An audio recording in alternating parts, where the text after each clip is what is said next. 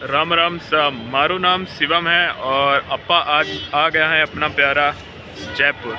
तो bag you pardon if I से something wrong about and. तो आज मैं जयपुर आया हूँ और थोड़ा सा मैंने ये अपना इंट्रो दिया था जयपुर की धुरंधरी भाषा में, तो जस्ट ब्लेंड होने के लिए। तो आज हम लोग आ चुके हैं जयपुर और मैंने बहुत पढ़ा था जयपुर की संस्कृति और उसकी हिस्ट्री के बारे में, और मैं हिस्ट्री लवर हूँ, तो इसी के लिए मैं आज जयपुर आया हूँ। और अभी कुछ दिनों हम लोग जयपुर में घूमेंगे, तो मिलते हैं फिर।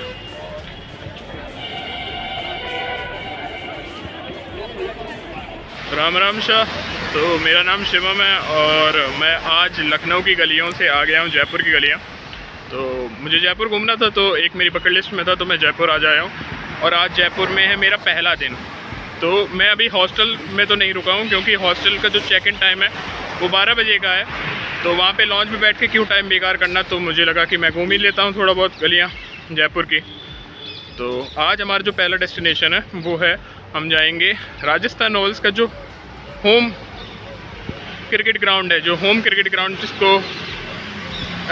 जिसमें वो IPL खेलते हैं, महाराजा सवाई सिंह स्टेडियम।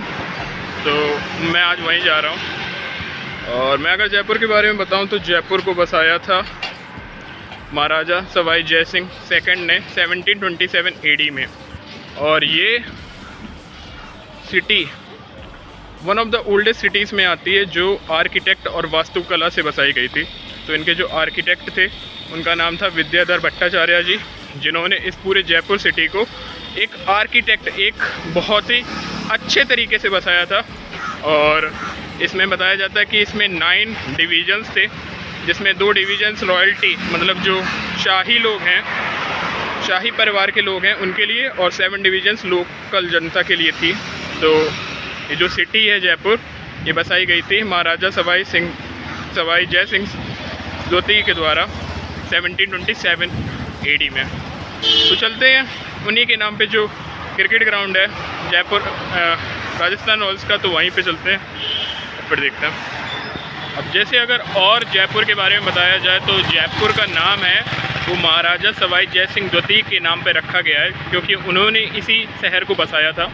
और अगर जयपुर के बारे में बताया जाए तो 2019 में इसको यूनेस्को वर्ल्ड हेरिटेज साइट का एक प्लेस में मिला है, मतलब ये एक वर्ल्ड हेरिटेज साइट भी है 2019 में, for its beautiful architecture like fort और पैलेसेस। और इसके एक आर्किटेक्चर मतलब इसके जो अर्बन प्लानिंग है उसके लिए भी। अब जैसे जयपुर को बताया जाता है कि वो पिंक सिटी है, तो उसके बारे में मैं बताना चाहता हूँ कि 1876 में प्रिंस अल्बर्ट, जो क्वीन विक्टोरिया के हस्बैंड थे, जब वो जयपुर आए थे, तभी उन्हीं के टाइम पर जयपुर सिटी को पिंक कलर से पेंट करवाया गया था।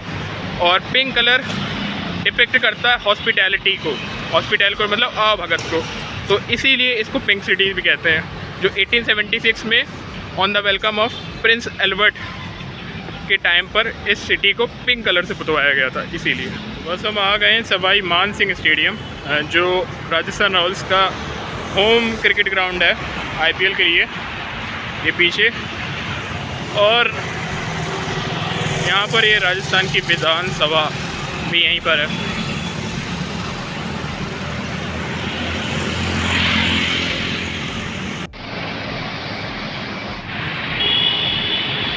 अभी हम लोग आ चुके हैं अमर जवान ज्योति, जो वॉर मेमोरियल है, जो इंडियन आर्मी के सोल्जर जिन्होंने 48, 65 और 71 के वॉर में शहीदी प्राप्त की थी, बलिदान दिया था, उन्हीं के नाम पर ये अमर जवान ज्योति बनाई गई है। ये सवाई मान सिंह स्टेडियम तो 1969 में बनवाया गया था और नाम है सवाई मान सिंह स्टेडियम। सवाई मान सिंह ये भी राजा थे जयपुर के, from 29 to 47 I think, 1929 to 47, और उन्हीं के नाम पर ये क्रिकेट स्टेडियम बनाया गया, जो राजस्थान रॉयल्स का कैपिटल होम ग्राउंड। आ चुके हैं सवाई मान सिंह स्टेडियम, ये पीछे है अमर जवान ज्योति और इधर है सवाई मान सिंह स्टेडियम। तो 1969 में बनवाया गया था। और ये इंटरनेशनल क्रिकेट ग्राउंड है for Indian team and IPL में होम क्रिकेट ग्राउंड है राजस्थान रॉयल्स का। चलते हैं देखते हैं। और ये सब फ्री, अगर आप जयपुर आ रहे हो तो आप अमर जवान ज्योति देख सकते हो पीछे, और ये क्रिकेट स्टेडियम भी।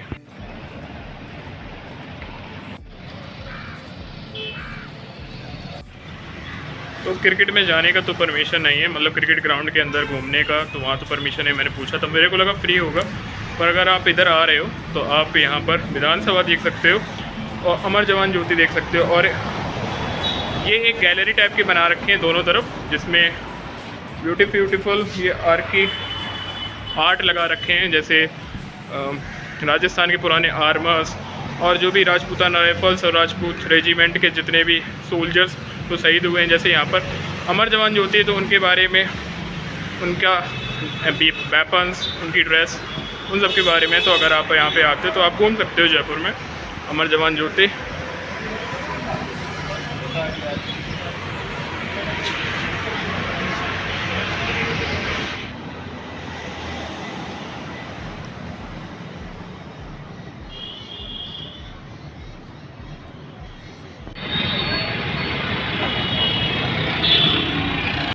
तो हेलो, आज फर्स्ट डे में मैं आ गया हूँ अजमेरी गेट,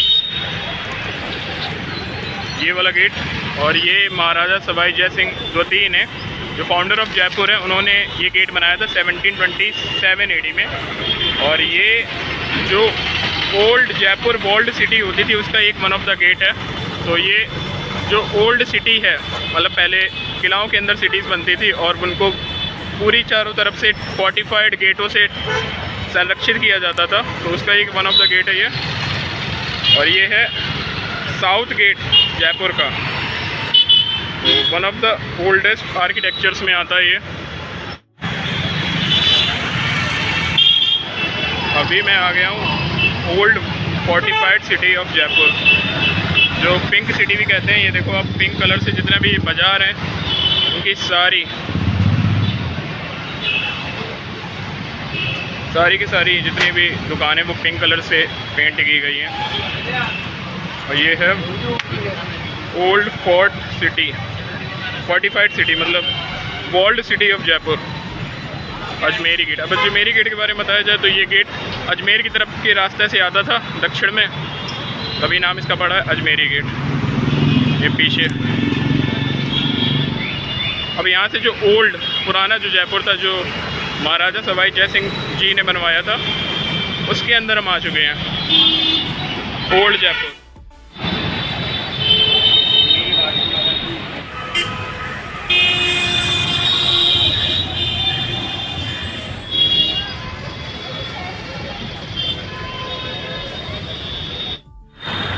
अब जैसे अगर हम बताएं, देखो आप इधर और इधर जितने भी दुकानें हैं वो सब पिंक कलर से है। तो मैंने बताया था कि अराउंड 19th सेंचुरी AD में प्रिंस अल्बर्ट, जो क्वीन विक्टोरिया के हस्बैंड थे, वो यहाँ पर जयपुर में आए थे। और उन्हीं की हॉस्पिटैलिटी में ये जो वॉल्ड सिटी है, इसकी दुकानें और जितने भी घर हैं तो पिंक कलर से पेंट किया गया था, to represent hospitality towards him. और जैसे मैंने बताया था कि ये जो जयपुर है, ये बहुत ही अच्छे तरीके से आर्किटेक्ट होकर बना है ये सिटी। और विद्याधर भट्टाचार्य जी ने इसको आर्किटेक्ट किया था, जिसमें 9 डिवीजन्स थी, 2 थी रॉयल फैमिली के लिए और 7 थी आम जनता के लिए। शायद ये आम जनता की वही डिवीज़न हुई होगी जो पेंट की गई होगी on the arrival of Prince Albert, और तभी से इस सिटी का नाम पड़ गया पिंक सिटी। मैं आ गया हूँ, ये छोटी चौपड़ मेट्रो स्टेशन है। तो अभी मैं आ गया हूँ, इस मेट्रो स्टेशन का नाम है छोटी चौपड़। अगर आप हवा महल आ रहे हैं तो आप छोटी चौपड़ मेट्रो स्टेशन तक आइए। और आप ये पीछे देख रहे हो अरावली हिल्स, ये अरावली की पहाड़ियाँ, और दिख नहीं रहा होगा लेकिन यही पहाड़ियों के ऊपर अगर आप यहाँ से देखते हो तो नेकेड आई से दिखेगा नाहरगढ़ फोर्ट, जो मैं कल कवर करूँगा। तो यही है नाहरगढ़ फोर्ट, जिससे पूरा जयपुर दिखता है। तो वो चलते हैं कल, अभी चलते हैं।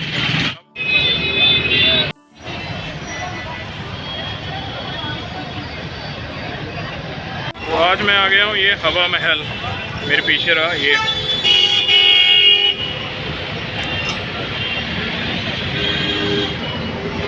अब अगर इसके कोई फैक्ट बताया जाए तो 1799 में महाराजा सवाई प्रताप सिंह जी ने इस महल को बनवाया था।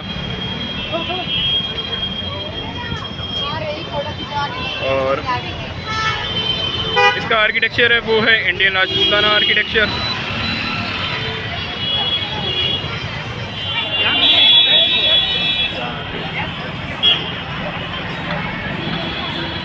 जैसे नाम से पता चलता है हवा महल, तो हवा महल का मतलब है इसमें 953 स्मॉल विंडोज़ हैं, स्मॉल झरोकास।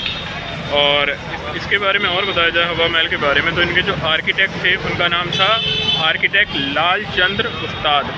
तो उन्होंने ये आर्किटेक्चर बनाया था। जैसे ये आर्किटेक्चर में देख रहे हैं तो इसका ये जो फेमस है अपने हनीकॉम आर्ट ऑफ आर्किटेक्चर में, और ये डेडिकेटेड आता है श्री भगवान कृष्ण के जो मोर पंख हैं उनसे, क्योंकि महाराजा सवाई प्रताप सिंह श्री कृष्ण भगवान के बहुत बड़े पुजारी थे। तो उन्होंने उन्हीं मोर पंख जो उनका क्राउन है भगवान कृष्ण का, उन्हीं से डेडिकेटेड होते हुए ये ब्यूटीफुल हवा महल बनवाया था, जो इसमें 395 स्मॉल विंडोज़ हैं, छोटे छोटे पर्दा हैं, और यही बनाती है इसको हवा महल, जो 1799 AD में महाराजा सवाई प्रताप सिंह जी ने बनवाया था।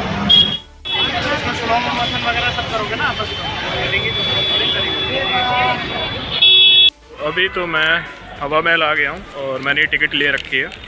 और मैं आपको एक टिप बताना चाहता हूँ कि अगर आप इंडियन स्टूडेंट हो तो आपको कुछ डिस्काउंट मिलेगा। जैसे वैसे आपको अगर जैसे आप जयपुर आए तो आप काफ़ी जगह तो घूमोगे, आमर महल, नागर फोर्ट, जयगढ़ फोर्ट और ये हवा महल। तो उसके लिए आपको इंडिविजुअल टिकट्स लेनी पड़ेंगी और वो चीप, आपको ज़्यादा सस्ती नहीं पड़ेंगी, आपको महंगी पड़ेगी। तो आप कहीं भी जाते हो जयपुर में तो आप ऐसे एक कंपोजिट टिकट ले लो। कंपोजिट टिकट में आपको अल्बर्ट हॉल, आमेर फोर्ट और नागर फोर्ट, जंतर मंतर आपको सब इंक्लूड हो जाएंगे। और अगर आप इंडियन स्टूडेंट हो तो आपको कंसेशन मिलता है। जैसे मैं इंडियन स्टूडेंट हूँ तो मुझे को ये टिकट मिली है 182 रुपीज़ में।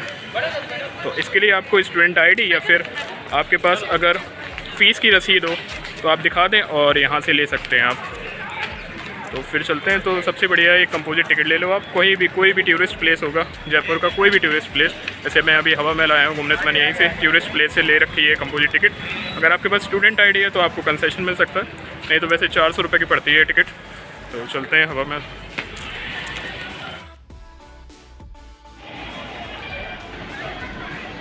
तो अभी तो हम लोग आ गए हैं जो हवा महल का मेन एंट्रेंस है, चंद्रपोल द्वार। चंद्रपोल मतलब मून, चंद्रमा से थोड़ा डेडिकेटेड इसका जो आर्किटेक्चर है, जैसे आप यहाँ देख सकते हो चंद्रपोल के ये मून। तो इसमें लीजिए ना। हवा महल के बारे में बताया जाए तो जो मैं पहले अभी फ्रंट पार्ट में था, जो आपको नेचुरल दिखता है, मतलब आपको फ़ोटोज़ में दिखेगा जो हवा महल जिसमें खिड़कियाँ होंगी। पर ये अगर हवा महल को अगर अच्छे से देखें, उसको आर्किटेक्ट उसका देखें तो वो पीछे से बहुत सकरा है। जैसे अभी हम जो पीछे में आ गए इधर, और ये pink city, pink old world city के अंदर है। और महाराजा सवाई प्रताप सिंह जी ने 1799 AD में बनवाया था। और इसका जो आर्किटेक्ट है वही बहुत फेमस है आर्किटेक्चर, वो है राजपूताना आर्किटेक्चर, और इनके आर्किटेक्ट हैं लाल चंद उस्ताद। और इसमें 395 खिड़कियाँ, झरोकास हैं जो इसको बनाते हैं हवा महल। और इसका जो आर्किटेक्चर है वो इन्फ्लुएंस है भगवान श्री कृष्ण के मोर पंख के मुकुट से। तो जो महाराजा सवाई प्रताप सिंह जी थे वो भगवान श्री कृष्ण के बहुत उपासक थे, और उन्होंने उन्हीं के मुकुट के आर्किटेक्चर पर ये पूरा महल, हवा महल बनवाया था। और हवा महल को बनाने वाले आर्किटेक्ट का नाम है लाल चंद उस्ताद जी। और बेसिकली उस टाइम पर ये रानियों के लिए एक महल हुआ करता था। तो अभी चलते हैं ऊपर।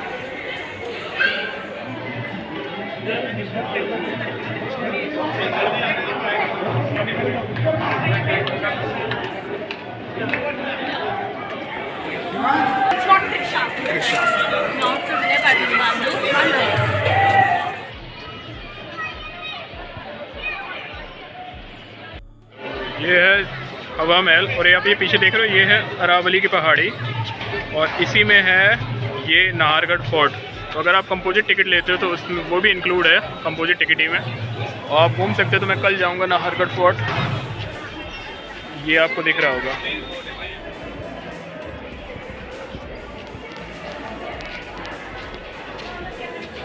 हवा महल के बारे में एक और इम्पॉर्टेंट बात बताई जाए जो ज़्यादा पॉपुलर नहीं है, कि ये जो हवा महल है इसका कोई बेस नहीं है, मतलब कोई भी जो नींव होती है वो नहीं है, और यही इसको बहुत ही एक्स्ट्रा ऑर्डिनरी मॉन्यूमेंट बनाता है। और आप ये देख रहे हैं झरोखा, ये झरोखा,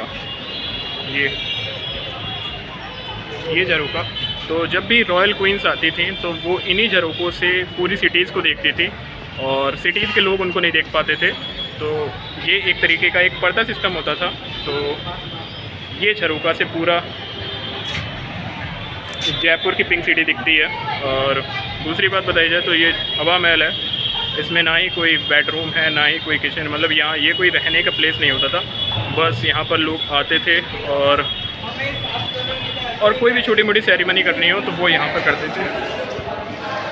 और फेमस था फॉर शाही लोगों के लिए, रॉयल लोगों के लिए।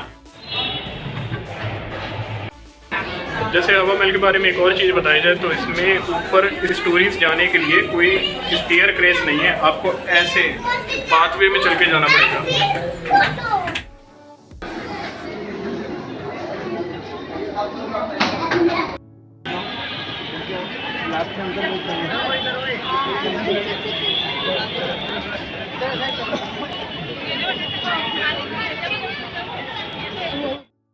अभी तो घूम के आ चुके हैं हवा महल और जा रहे हैं जंतर मंतर, वो भी यहाँ पर एक बहुत ही हिस्टोरिकल साइट है और एस्ट्रोलॉजी के लिए भी काफ़ी फेमस है।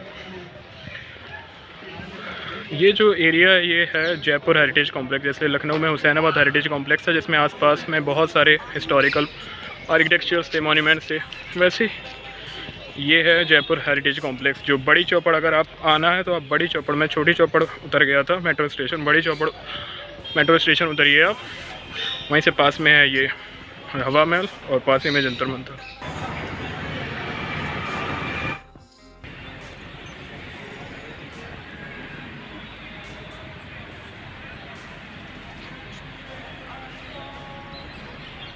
तो अभी हम लोग आ चुके हैं जंतर मंतर जो जयपुर में है, और ये पीछे हवा महल से पीछे, मतलब जयपुर हेरिटेज कॉम्प्लेक्स में है। तो आप आ सकते हो, और अगर आपके पास कंपोजिट टिकट है तो उसका भी फेयर इंक्लूड है कंपोजिट टिकट में। तो मैं अगर जंतर मंतर के बारे में बताऊं तो ये एक यूनेस्को वर्ल्ड हेरिटेज साइट है जो फेमस है एस्ट्रोलॉजी के कारण। और इस जगह को बनवाया था 1724 से लेकर 1734, ये टाइमलाइन है जिस टाइमलाइन में ये जगह जंतर मंतर बनी है। और इनको बनाया था ग्रेट रूलर महाराजा सवाई जय सिंह द्वितीय ने। और इस जगह का जो कोई एक मॉन्यूमेंट और आर्किटेक्चर नहीं है, ये एक कैलकुलेशन और एस्ट्रोलॉजी को पता लगाने के इसमें पुराने ज़माने के यहाँ पर यंत्र हैं और इसीलिए इसको जंतर मंतर कहा जाता है।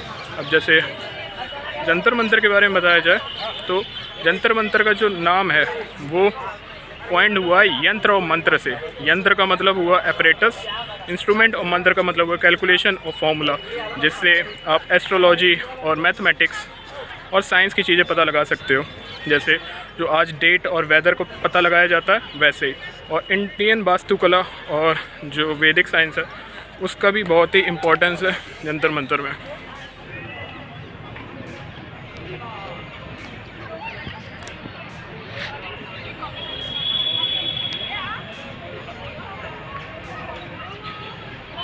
जैसे हम इस जगह में आ चुके हैं जंतर मंतर में, तो ये जंतर मंतर का एक जगह है जहाँ पर जो 12 जोडियाक साइन है उसके एपरेटस दिए गए हैं।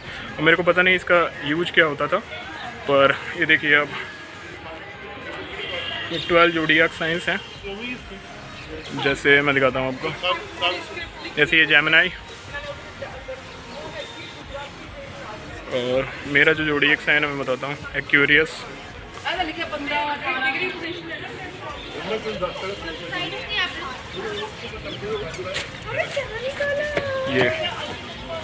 ये एक वो जगह है जहाँ पर 12 जोडियाक साइन है और उसके ये एपरेटस बना रखे हैं। और ये वही 18 century AD, mid 18 century AD के टाइम पर बनवाए गए थे। अब इसका कोई भी कैलकुलेशन करते होंगे, जैसे कोई बच्चा पैदा होता है तो उसका कैलकुलेशन जो आज हम लोग ज्योतिष और शास्त्र से जो कुंडली बनाते हैं उसके बारे में होता होगा। तो ये जंतर मंतर अगर आप आते हो हवा महल तो आप घूम सकते हो, और मैं तो कह रहा हूँ वर्थ इट है।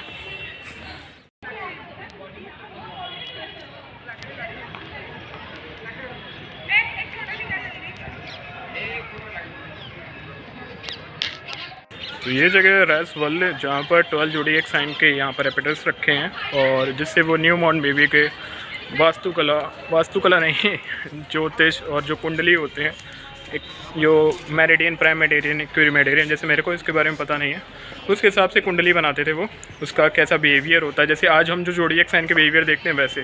तो मैं बहुत ग्लैड होता हूँ कि हमारे इंडिया के इतने महान राजा हुए हैं जो 18 सेंचुरी एडी में इतने नॉलेजेबल थे, जिन्होंने ऐसे ऑपरेटर्स और ऐसी जगह जंतर मंतर बनाए हैं।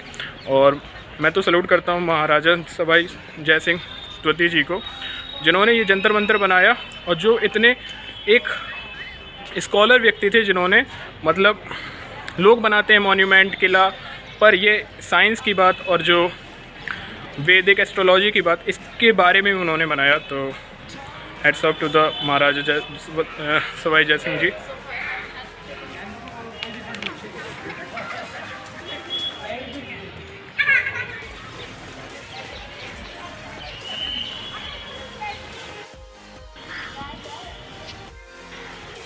तो अभी हम लोग आ गए हैं, ये है विराट सम्राट यंत्र, जो कैलकुलेशन बताता है 2 सेकंड तक का भी। और जैसे इसमें मेरे को नहीं पता, पर ये जो टॉम लगा था, ये जो पत्थर, इसमें मैंने पढ़ के देखा।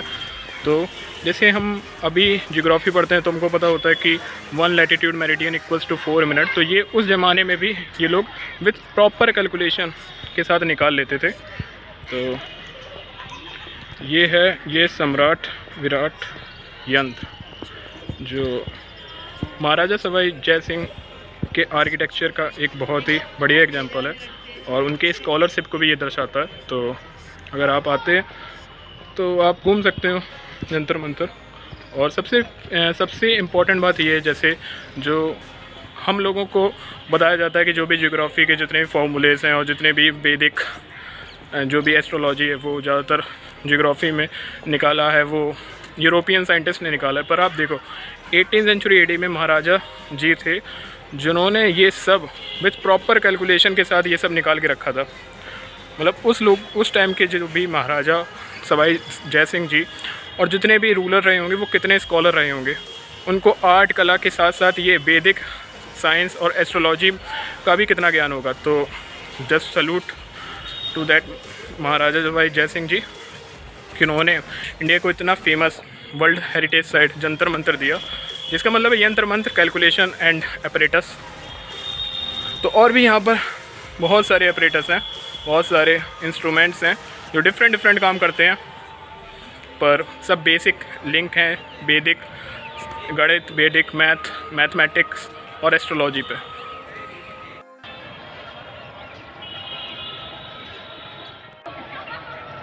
ये पैराडॉक्स ऐसे चेक करता है।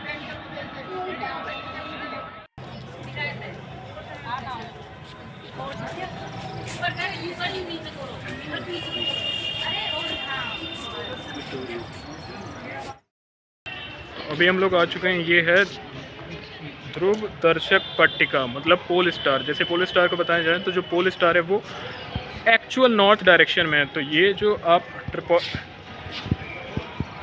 ये ट्रेपेजियम देख रहे हैं, तो इसका ये पॉइंट है, ये डायरेक्शन करता है पोल स्टार की डायरेक्शन, मतलब नॉर्थ की डायरेक्शन में। तो ये पुराने टाइम का एक कंपास था, जिससे पता लगाते थे कि नॉर्थ डायरेक्शन किधर है।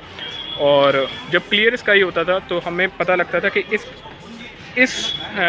पॉइंट के हिसाब से, ये ट्रेपेजियम के पॉइंट के हिसाब से कि पोल स्टार किस तरफ है। अगर वो इधर उधर होता था तो हम डिग्री के हिसाब से पता लगा लेते थे कि यहाँ पर नॉर्थ है, किस तरफ नॉर्थ है। तो ये एक पुराने ज़माने का एक तरीके का कंपास था। जैसे कंपास की निडल शो करती है नॉर्थ डायरेक्शन में, वैसे इसी ट्रेपेजियम की जो टिप है, ट्रेपेजियम का जो पॉइंट है, वो शो करता था नॉर्थ डायरेक्शन को।